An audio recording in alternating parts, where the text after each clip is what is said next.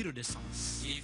FIG bureau de sens taamu nañ di jaral suñu liggéey ci ay anam yu wóor te gaaw mun ngeen ñoo seet ci nag ci suñu banqaas bu mag ba ci number 50 Keraba Avenue wala ngeen oote ci numbers 4399144 wala 4378489 amal nañ leen ay banqaas yu bëri ci Greater Banjul area bi ak itamit ci réew mi yëpp Tabokoto London Corner Cow Junction Bakote Brikama Njambaay Brikama Hawlakunda Bansang Bara Soma Farafeñe Basse Highway Basse Santusu ak Fototo yii rek doonul suñu banqaas yëpp ñeneen fukk lañ ak benn ca FIG amal nañ leen juróom-ñaari yoon yi nga xam ne di ngeen ci mën a yónni ak it jëli seen xaalis mu doon MoneyGram Money Express Connection Express lii Direct Western Union Ria ak Wari bu leen koy yónnee wala jëli ko rek waaye FIG leen ko ndaxte taamu nañ di teg suñu liggéey ci ay anam yu wóor te gaaw.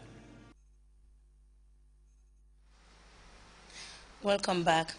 Kenya's outgoing Prime Minister Raila Odinga is poised to challenge the results from last week's general election in court.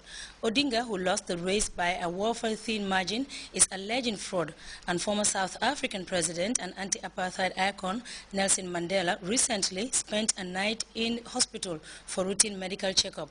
But despite assurances that there was no cause for concern, there was widespread anxiety in the country he helped to liberate in 1994. Let's look at this report for more. Odinga is preparing an appeal at the Supreme Court for alleged fraud during the country's general elections last week. Odinga was defeated in the presidential poll by Uhuru Kenyatta, who won a majority with just 50.07% of the vote. Odinga called on his supporters to remain calm while alleging massive irregularities in some constituencies.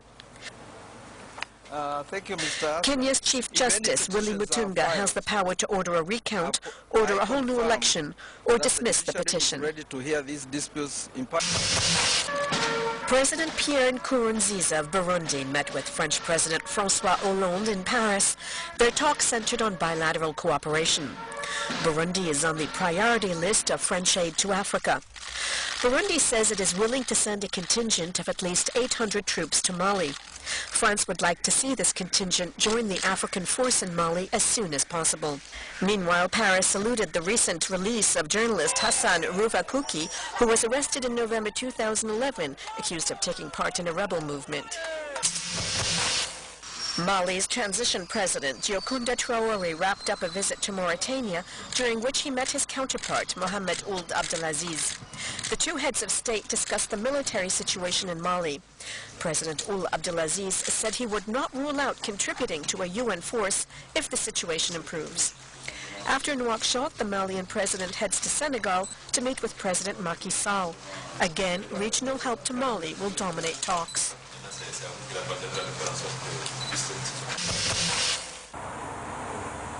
Former South African President Nelson Mandela is back home after spending a night in a Pretoria hospital for a medical checkup.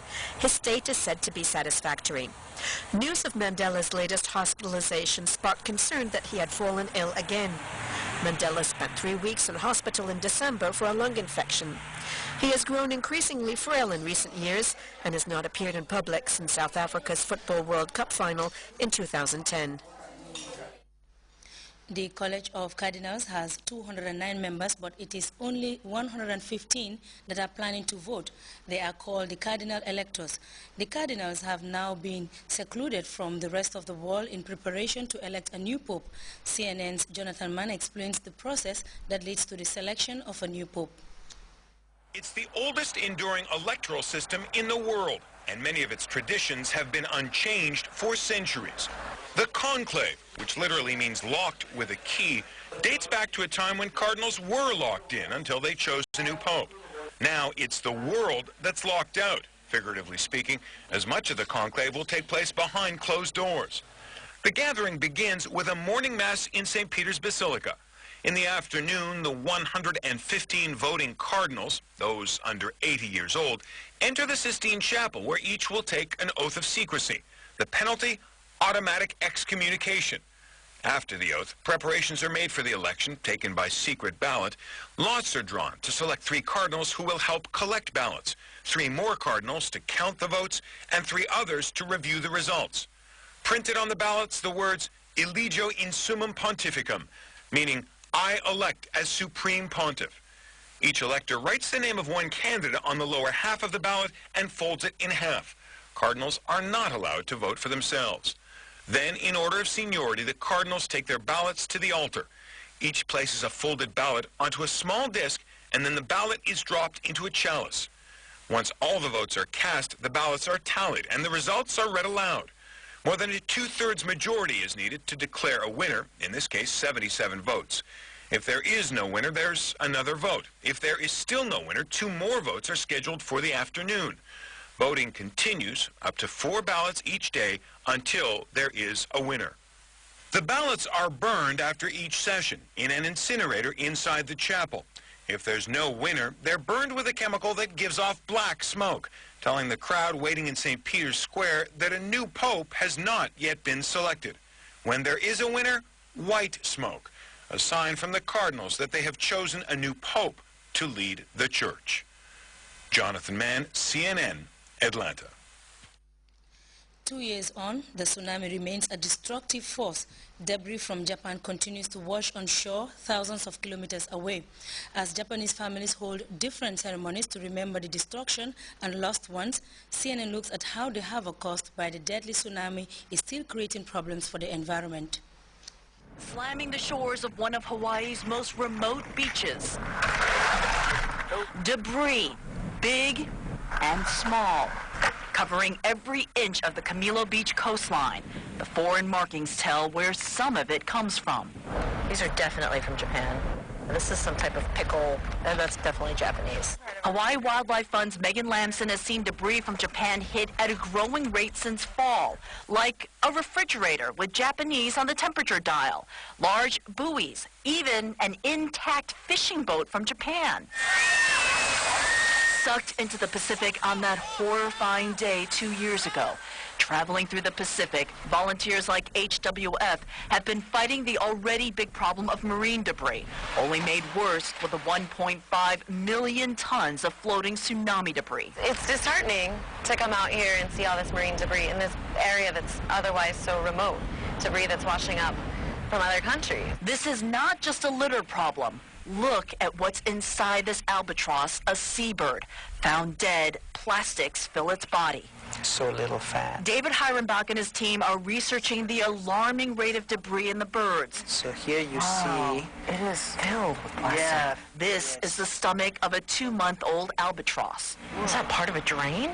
maybe. Oh, it's a brush. Look at that. You see? About 80% of this baby bird's stomach is indigestible plastic, fed this by its parents, who confused it for food. Morally, this is terrible. How is this possible, right? I mean, majestic, far-ranging, beautiful birds, right, in a pristine place of the North Pacific, and then you open them up, and this is, you know, what you find. Heirenbach says every single bird he's opened up had some sort of plastic, some large ones like these toys and lighters and the adult birds. So it goes way beyond the albatross. It's also in our fish.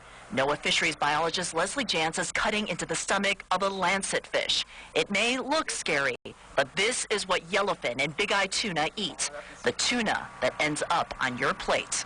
What is that black thing? That is a plastic bag. Like a grocery bag? Or like just a garbage bag? Nearly half of the lancet fish Jantz cut into had plastic. And one thing that is a concern that we don't know is if any chemicals are absorbed into the tissue of the fish, which is a problem if it's going to be eaten by other fish that we consume. A disaster still in the making, now widening its reach.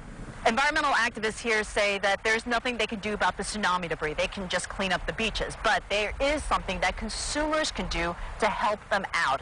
They see plastic bottle caps of the plastic water bottles that we use around the world. Consumers can simply use less plastic. Kyung-Hwa, CNN, Hawaii. We'll take our second break. Stay tuned. Moments you wouldn't want to miss. Is it love, lust, obsession, or infatuation? You want to find out? I'll provide you with all the answers and solutions to your problems